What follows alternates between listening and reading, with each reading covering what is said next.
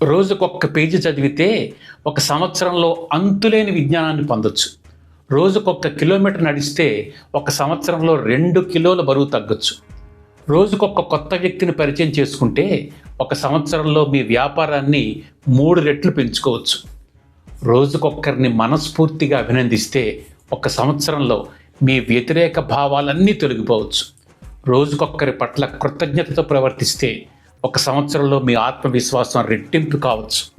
రోజుకొక్క అడుగు మీ comfort zone నుంచి బయటకు వస్తే ఒక సంవత్సరంలో మీ జీవితం సుసంపన్నం కావచ్చు.